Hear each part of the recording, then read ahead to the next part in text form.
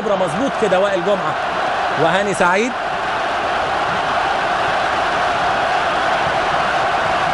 بيتكلم معاه وائل جمعة. لسه يا جماعة بنقول وبنشيد بالروح العالية وبالروح الجميلة وبالأخلاقيات وبالسلوك. خلونا نعيش بالشكل الجميل ده اللي احنا شايفينه. خلاص دومانيك اتعادل والنتيجة 2-2 والماتش كان بيسير بشكل جيد وروح عالية. وبلوم ونيكي سيبرت وباتريك لانكم واقفين، وما زال برضو المناوشات والحوار بين لاعيبة الفرقتين.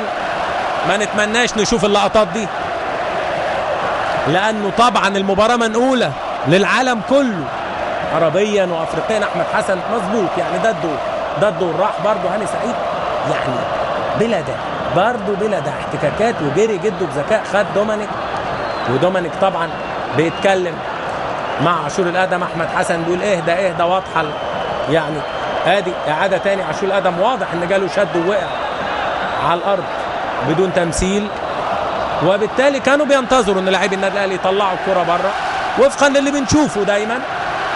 لكن كملت الهجمه وكيفن بلوم مع اشارته باستمرار اللعب. يعني اتحطت الكره بعد ما ردت من راس فتح الله لدومانيك اللي سدد. جاب حسام غالي وجاب عبد الواحد وبيتكلم معاهم بيقول لهم يعني نغلب الهدوء ونغلب ثبات الاعصاب على اللي بيحصل. رؤوف الحوشي رايح برضو حكمنا المصري الرابع. هذه اللحظه هي اللي راح فيها حسام حسن لمانويل جوزيه، اكيد معاتب عشان يقول له كان المفروض الكره تطلع، لكن خلاص 2-2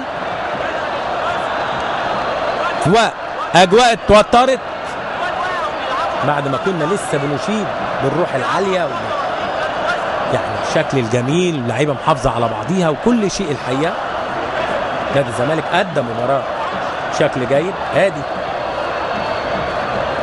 اللعبه اللي اشترك فيها عبد الفضيل ووصل للكوره قبل ابراهيم صلاح مع سقوط ابراهيم صلاح اللي كان اشتكى في لعبه قبلها برضو.